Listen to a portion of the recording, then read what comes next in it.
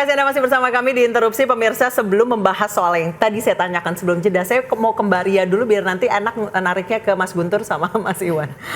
Apakah ada yang bilang, komen netizen mengatakan bahwa ada yang bilang PDI Perjuangan dalam tanda kutip takut mengusung Anies di Jakarta karena takut Pak Anies Baswedan itu menjadi terlalu besar, kemudian mengkhianati partai yang sudah mengusungnya di Jakarta. Ada atau tidak kemungkinan ke situ, Maria?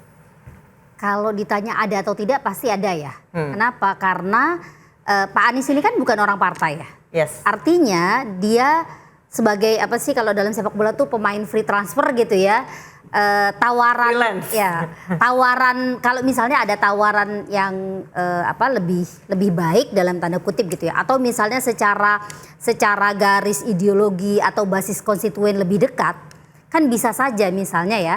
Oke, hari ini diusung oleh PDIP gitu ya karena memang sudah kekunci gitu dari Kim, tetapi 2029 misalnya tawarannya dari PKS misalnya kayak gitu, atau dari PKB yang basis konstituennya lebih dekat, bukan tidak mungkin misalnya Pak Anies berpindah. Sementara PDIP tentu juga punya kepentingan kan untuk 2029 gitu ya, apalagi pengalaman kemarin dengan Pak Jokowi gitu ya, sudah diusung 2 kali oleh PDIP, tetapi kemudian kan di akhir periode jabatannya Pak Jokowi kan kelihatan sekali ya relasi dengan PDIP tidak baik gitu ya. Nah itu yang saya kira jadi faktor pertimbangan juga buat PDIP untuk tidak mencalonkan Anies. Hal yang lain juga adalah tadi kalau kita mau lihat ya Mbak Anissa ya, tren sebelumnya kan karena PDIP ingin menang, maka popularitas dan elektabilitas kandidat itu menjadi pertimbangan paling utama ketika memilih.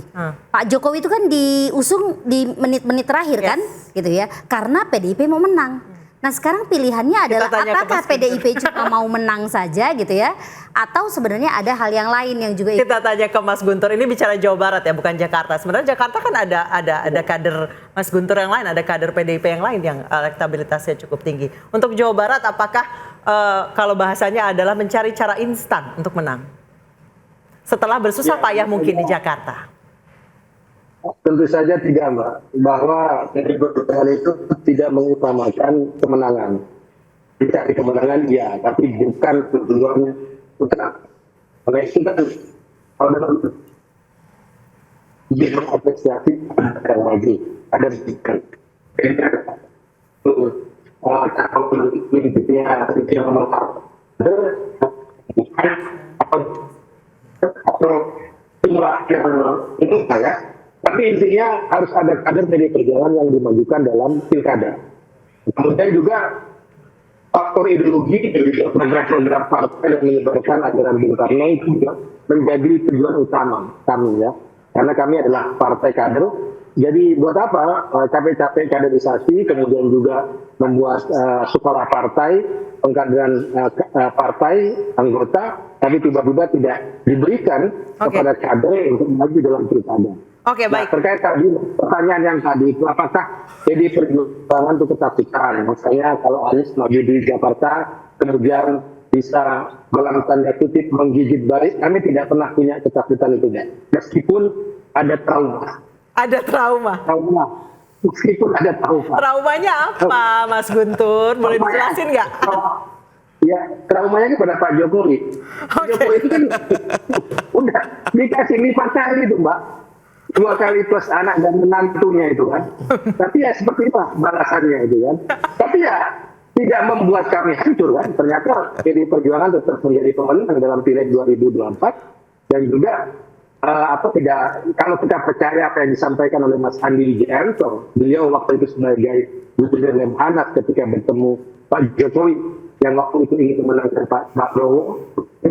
Yang kedua ingin merendahkan atau mungkin mengecilkan PDI Perjuangan, gagal.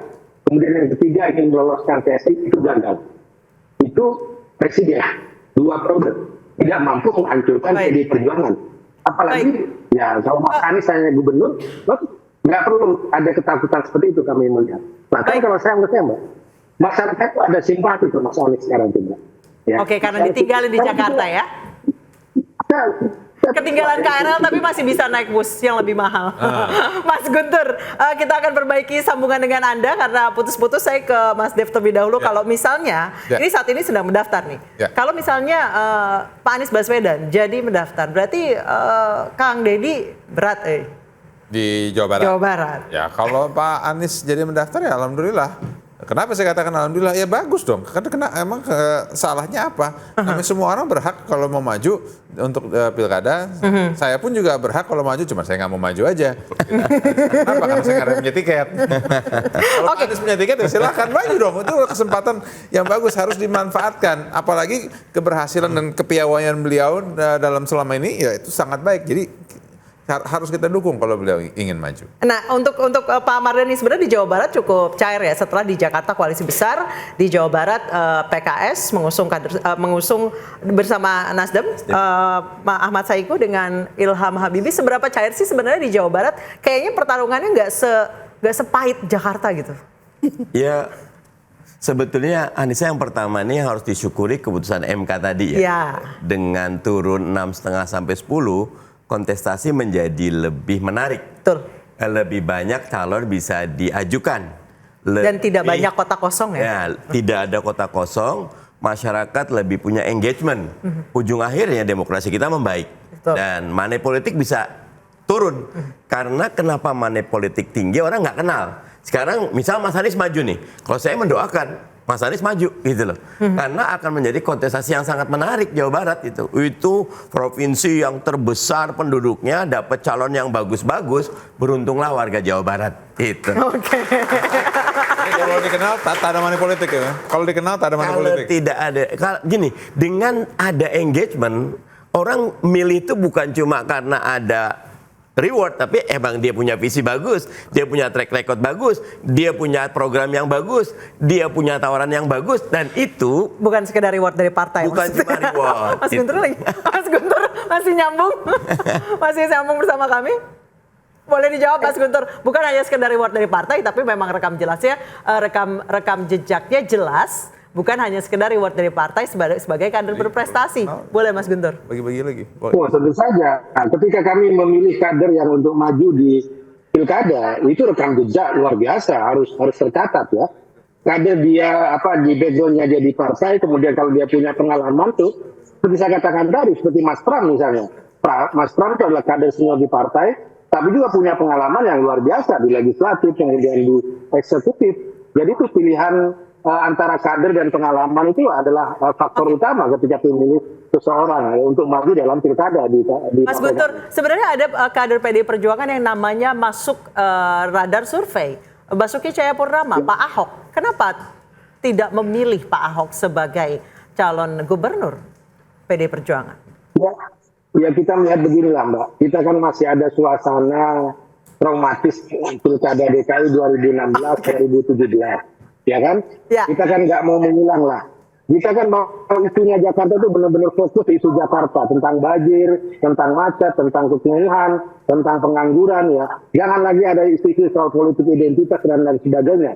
Tapi kalau masih trauma ini yang Anda usung justru lawannya yang dulu. Mas Guntur gimana? Saya bingung.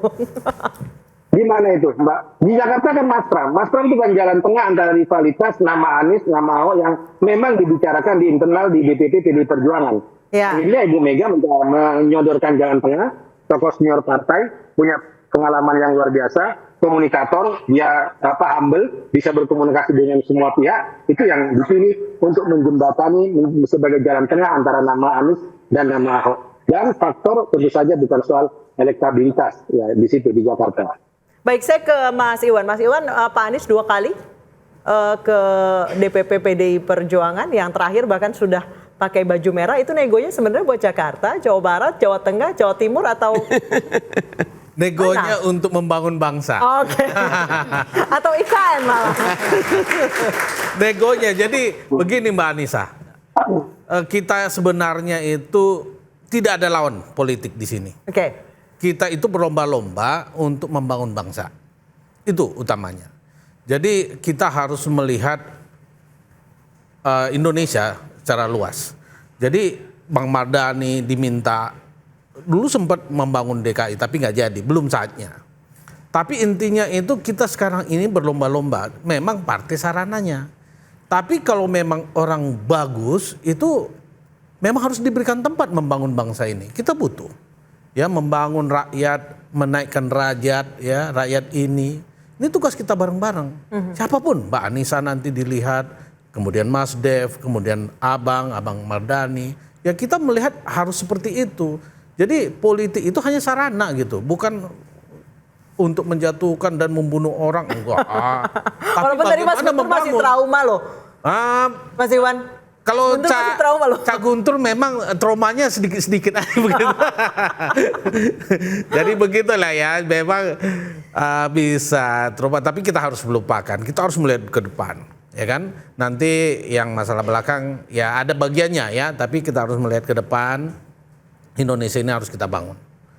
Baik, saya ke Mas Dev. Mas Dev, di Jakarta Ridwan Kamil Suswono akan melawan Pramono Anung Rano Karno serta Dharma Pongrekon, calon independen yang pun kontroversial. Berarti dari koalisi sebesar itu piece of cake lah ya?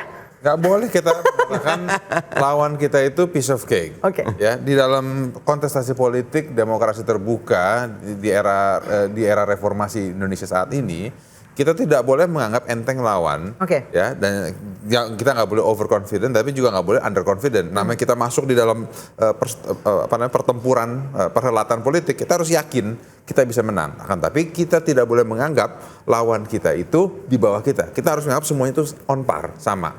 Jadi kita harus terus rutin terus ke basis ke massa, canvassing terus menerus dari day to day, door to door campaign, terus pendekatan ke masyarakat, terus kita beradu konsep, ide dan pikiran dan gagasan. Selebihnya tinggal di ujung mainnya gimana. Tinggal dilihat nanti